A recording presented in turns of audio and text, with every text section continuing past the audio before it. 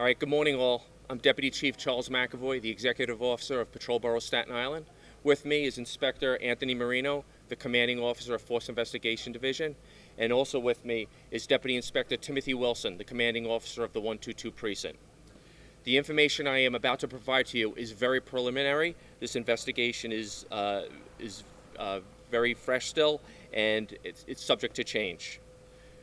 On Friday evening at approximately 10:36 p.m., two uniformed officers from the 122 Precinct received a 911 call for an emotionally disturbed person at 296 Malden Place.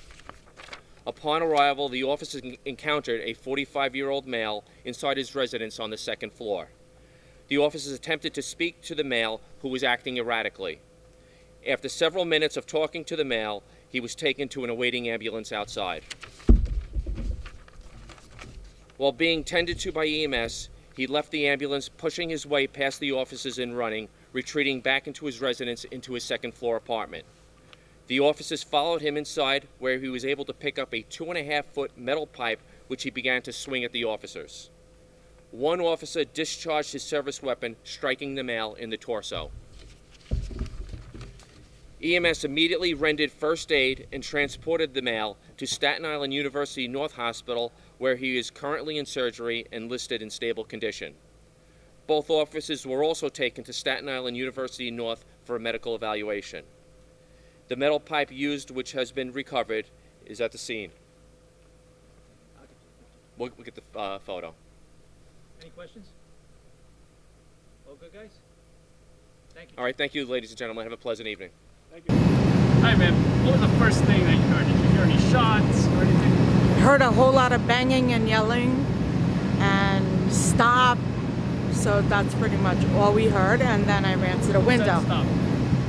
I'm assuming the guy that was shot was screaming, What happened stop. Went back to sleep, but then we saw siren lights reflecting off the windows. We went to the window. We were looking to see what's happening. And then we heard the gunshots. After like 10 minutes or so, we all ran to the window. Oh my God, someone got shot.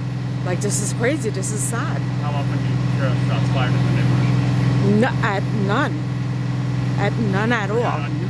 Very unusual. It was scary. And then he was like, let's run outside and see what's happening. And, you know, it was something. Never been involved in anything like that in my life. What happened next when you went outside? Did you see the victim at all? I saw the victim being brought out. They put him on the gurney and they put him into the ambulance, and he was like moaning, ow, ow, ow. And then they put him into the back of the ambulance, and I heard the EMTs tell him like, relax, relax, and they drove off. How would you describe his condition? I don't think he died or anything, but he's definitely shot and hurt. So we'll see what happens. What's your opinion of all of this? Just considering being a police-involved shooting, it's possible that the police may have shot this individual. I don't think they shot him on purpose or anything. He was mentally impaired, and he could have went at them.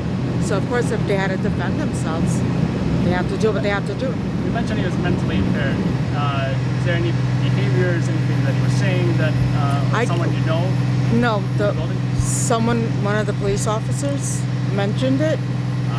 So that's where I got that. And then from speaking to my neighbors, he was mentally impaired because he was like that throughout the whole day. Oh. So it was like an all-day thing going on. You know, was under the influence of anything?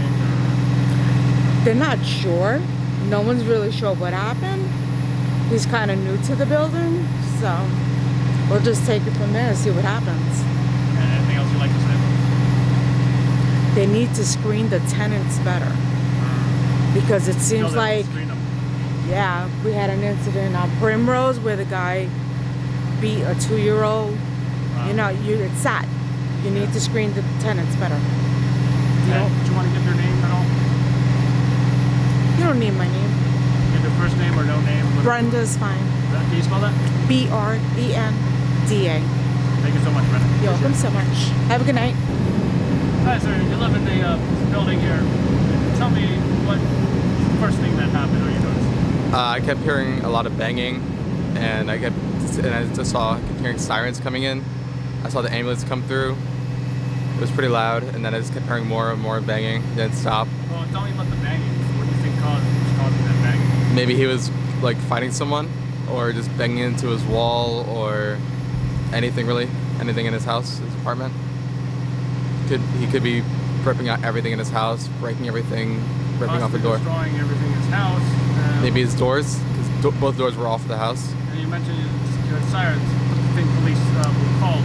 Yeah. So there was an ambulance and a cop car first, and then more people started showing up. A lot of them came in, maybe about 20 plus, maybe 30 now. They all came in. They all started trying to look for everyone and everything that's going on. A couple of them went into the apartment, I guess, to look for evidence or a reason for anything that happened and why he got shot. And then you said you got shot? Yeah, I heard like three or four shots come through. How long would you say from when police arrived you heard the shots? 20 minutes. About 20 minutes 15, 20 minutes, I'd say. What do you think happened?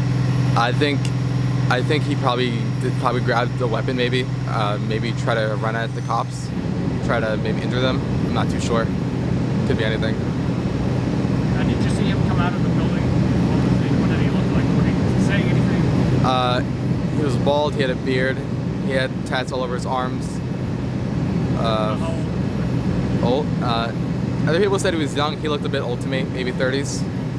I was told he's mentally impaired.